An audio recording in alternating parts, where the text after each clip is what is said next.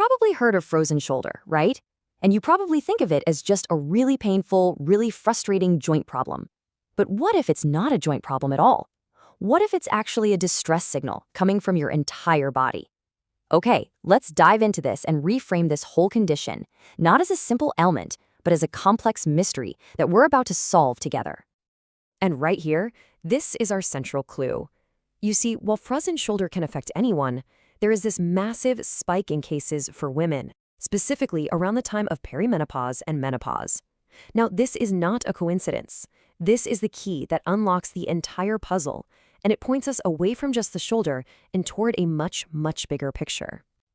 So what are we actually talking about here? Well, the medical name for it is adhesive capsulitis. It's a progressive condition where the capsule around your shoulder joint gets all thick and stiff and inflamed, and that leads to this intense pain and, you guessed it, a dramatic loss of movement. Now, the traditional explanation, it often just stops right there, at the joint. And this gets to the absolute heart of what we're exploring. The old way of thinking saw this as a totally isolated problem, just some inflammation and scarring or fibrosis happening right there in the shoulder capsule. But the emerging view, which is backed by a whole wave of new research, suggests this is actually a systemic condition. The frozen shoulder isn't the cause of the problem, it's the local symptom of a body-wide imbalance.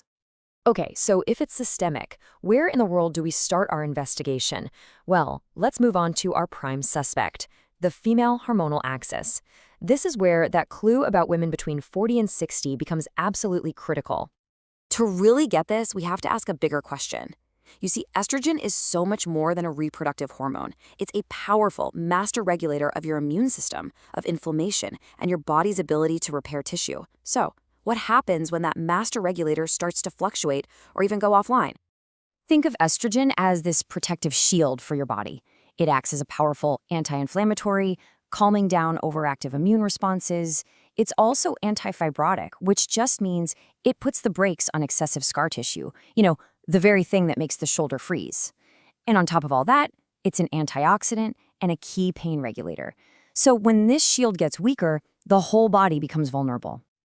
And here's a really crucial distinction. It's not just about estrogen levels dropping during menopause. That's deficiency, sure, but your body can also become resistant to the estrogen it does have, or other factors can actually interfere with its ability to talk to your cells.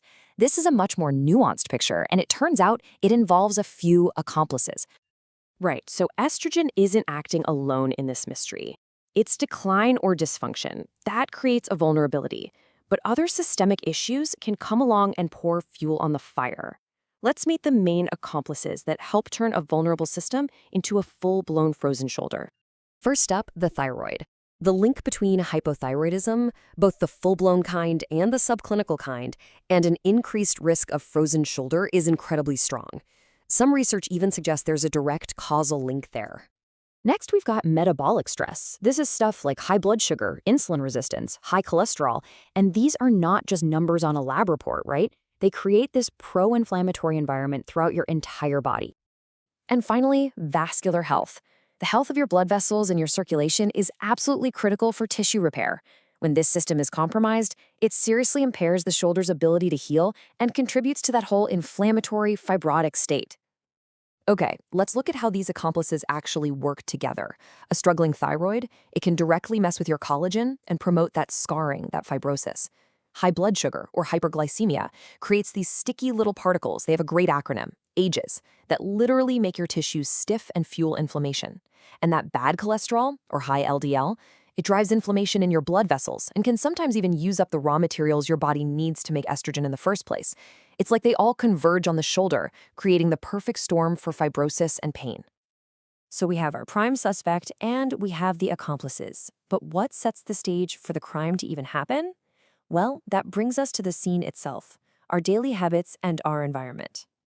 You can really see the whole cascade of events here. It all starts with lifestyle stressors, things we all deal with, like a diet high in processed foods, chronic stress, or just not getting enough good sleep. These things trigger a systemic disruption, creating low-grade inflammation and making your body resistant to key hormones like insulin and estrogen. And with the whole system primed for trouble, the vulnerable shoulder capsule is where the problem finally manifests. The result? the classic pain and stiffness of a frozen shoulder. And when we look at the key drivers, it becomes so clear this is a modern lifestyle-driven condition. Poor diet, yeah, that's a huge piece of the pie. But look at the others. Circadian disruption, from bad sleep or too much screen time at night, chronic stress, and even environmental exposures to things like endocrine-disrupting chemicals. They're all contributing to that state of systemic inflammation. Okay, we've gathered all the clues, we've identified the suspect, the accomplices, and the scene of the crime. Now, it's time to bring it all together and solve this mystery, which, as it turns out, points us to a new whole-body solution. This right here, this is the new paradigm. This is how it all connects. The idea is that the lifestyle triggers, over there on the left, start a chain reaction. They disrupt our core internal systems there in the middle, our hormones, our metabolism, our vascular health. And finally, all of that pressure converges on a vulnerable spot, the shoulder joint on the right, creating the inflammation and stiffness that we call frozen shoulder. So here it is, the most important takeaway from our entire investigation. The frozen shoulder isn't the real problem. It's the clinical sign. It's the red flag of a deeper, systemic, immunometabolic disorder. The shoulder is just where the message is being delivered, loud and clear. So what does this paradigm shift actually mean for you?